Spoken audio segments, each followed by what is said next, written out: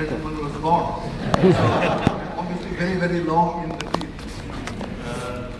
But rather than get into the details of this particular budget, a lot of chartered accountants, let me try and give you the big picture. The big picture was actually put out by the World Bank and IMF, I would say, in the last month.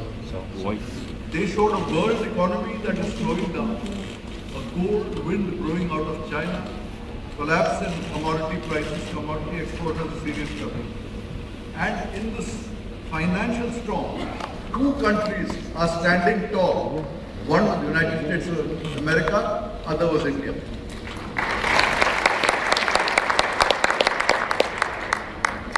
In 1969, when I began, India was the biggest beggar in the world.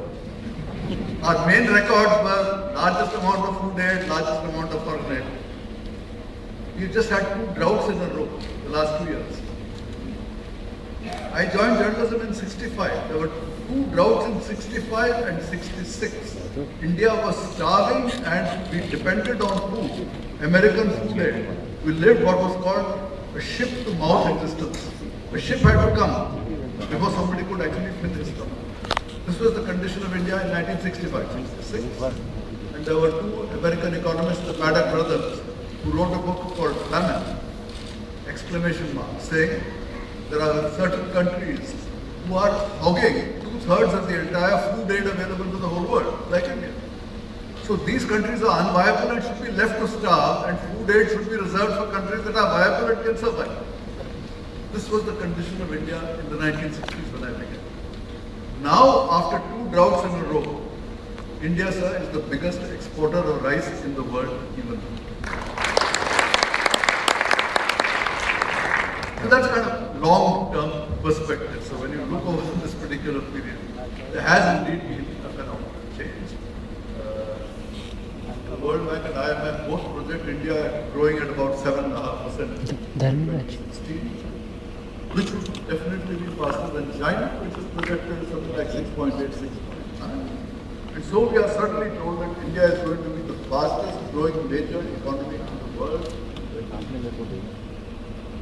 For a country that was an economic laggard and almost a figure of fun, I would say, in the 1960s when I was still there. I mean, India would talk big, fast growing countries were Singapore, Taiwan, Korea, those were the fast growing countries. India was there. Now, finally, we have reached a point where it appears that we are a kind of world leader, not the world leader, because we're still a poor country, still a very high rate of poverty, still a huge number of problems. But it does help to be told by the IMF that the United States and India are the 2 countries most likely to stand up to this global storm. Okay, this is the background in which this particular budget was presented. Mr. Jaitley was under pressure from lots of people to say, look, the private sector is over-leveraged, unable to invest. Why don't you go for a big push even in the public investment, even if it means abandoning your fiscal deficit targets? And they said, don't be so fundamentalist about fiscal deficit, spend a little more money, get a little more growth in these difficult conditions. I'm glad to see that Mr. Jaitley rejected that advice. He said there is a fiscal path. We need to gain credibility. We need to say that it is more important to be seen that you have a steady, long-term policy. And that if you stick to this, the credibility that you get will help you more in this financial storm than spending a little more money on some dubious bullet train project or the other. So he has held firm on that. And because he has held firm on the fiscal deficit, he has opened the path for Raghuram Rajan to cut interest rates. It's probably going to happen in a few weeks' time. So, the big macro picture is that India is seen to be credible, that there is a helmsman with a firm hand, and he is not going to get distracted by the siren calls of additional investment here, additional investment there. India has credibility, India has credibility. So, this is the fundamental structure of the budget. And in these days of financial storm, it's a good. Naveen Chandra mentioned that the Sensex had soared. I'm not sure it's only because of the budget. All Asian markets went up. So, we are really part of a global economy. Things very rarely happen in India alone which are not happening in the rest of Asia. But yes, perhaps we got an extra push because of the budget. With the details of the budget, I mean, there are some people who say that a certain amount of smoke and mirrors, the actual amount of investment hasn't actually gone up very much. But without doubt, there is a big stress on railways and on roads, more than 2 lakh crores on those particular two areas. And those are important long-term gains which will help. Mr. Modi was earlier accused of not paying attention to distressed rural areas, so they went out of the way in this budget to say, no, we're going to tackle rural distress. There are additional amounts for irrigation. There is the largest amount ever for the rural employment program. An attempt has been made to step up the outlays there. Equally for sanitation, for other social sectors. The political economy is an important part of every budget. This is Mr. Jaitley's third budget, and you normally present 5. Typically, they say the first budget has to be a soft budget because the honeymoon period. The third budget is supposed to be when you bite the bullet and do some harsh stuff. Because by the fifth budget is supposed to be a very soft one of giving away some socks to the voters before the election. So did Mr. Jaitley bite the bullet? No, he chose not to. There were no radical changes, there were no big changes. Rather, they followed the advice of the chief economic advisor in the economic surveys, who says the emphasis has to be on pervasive, encompassing incrementalism. I mean, I like that particular phrase. In other words, there's no big radical change, no big bang. You know, every single sphere, 2 steps forward, 2 steps forward, 2 steps forward. That is the kind of budget that we have here, and this is the kind of budget that we have been having, and it would appear to be Mr. Modi's game. In fact, when he first came, there were some people who thought he's some kind of Ronald Reagan or Maggie Thatcher, who will produce some very radical reforms. Instead, what he did was he took all the Congress programs, adopted them and rebranded them with new names. So Nirmal Bharat became Swachh Bharat and financial inclusion became Jan Dhan Yojana. It's a good thing to do. I mean, it's not that all the ideas of the previous government were bad. Some were, but he adopted the good ones. He rebranded them and has moved forward on them. And that is a positive. Some time ago, because when Mr. Modi made the unfortunate mistake of wearing a suit, which apparently cost several lakhs. Of course, we got the jibe from Rahul Gandhi about the suited, booted government. And Modi has been trying to live that down ever since. And in some sense, the budget is an attempt by Mr. Modi to prove that this is not a suited, booted government, because it has soaked the rich to provide a number of programs for the poor. There's a higher surcharge on incomes above a crore, additional 10% dividend tax for the richer folks. Luxury cars have been hit by a new cess. Securities transaction tax on options was tripled. So in various ways, from the better off people, the money was raised.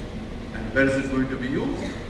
Modi says that by the time his term ends, the rural roads program will be extended to the point that every single village in India has a car road. Every single household has an electric supply. And cooking gas cylinders to be provided to the 50 million poorest households, which till now were dependent on firewood or gobar for their firewood. And that is a major source of indoor pollution and respiratory diseases. A very major one. So, it is for the poor and for their health. So this is the overall thrust.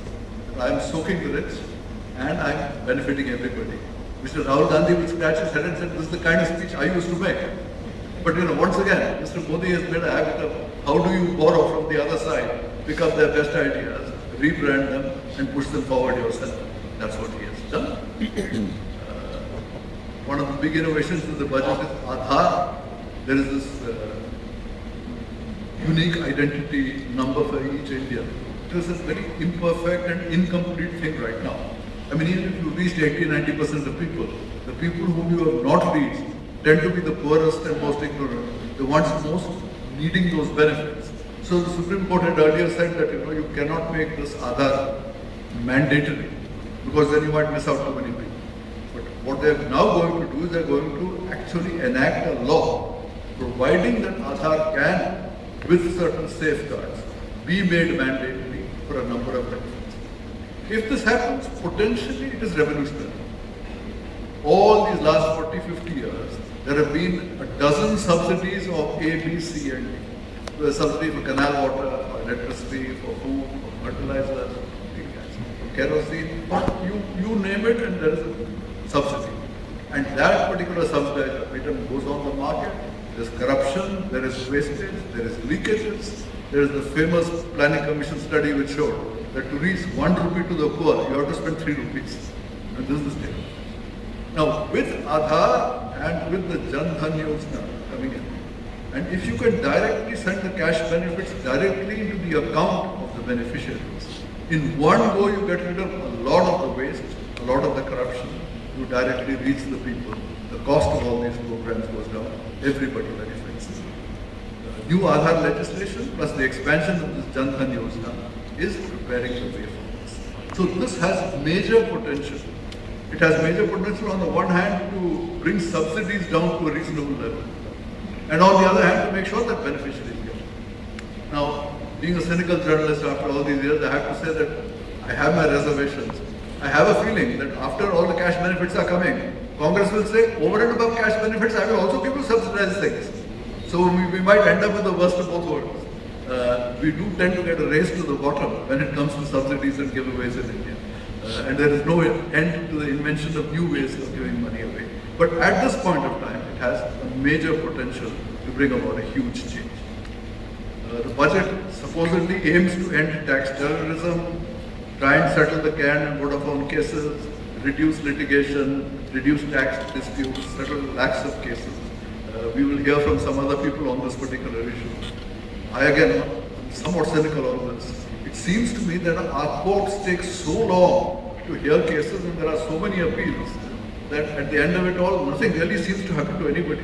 Or it gets drawn out over such a long period that there is no obvious link between, shall we say, crime and punishment. It looks more like the guy with the bad lawyer loses rather than the guilty actually go to jail. The system doesn't really work out very good. So we need to expand to solve that problem of getting a better police judicial system. But meanwhile, certainly there are attempts in the budget to speed up various things, enable banks to seize the assets of willful defaulters, to get bankruptcy, insolvency, all of this done much faster, and produce a fairer society and a healthier banking system. Another idea which Jaitley has put forward, actually he put forward more in a post-budget interview in the budget. Till now there has been talk about privatization or selling companies, and there is huge trade union resistance. Jaitley has said instead of that, I will call it asset recycling. What does that mean? He says, it's not just a thing being sold to the private sector. He says there is a huge need for public investment. I need roads. I don't have the money for the roads. If I don't have money for roads, I sell an old road, take the money and build a new road. I have existing ports, I sell an old port, take the money and build a new port.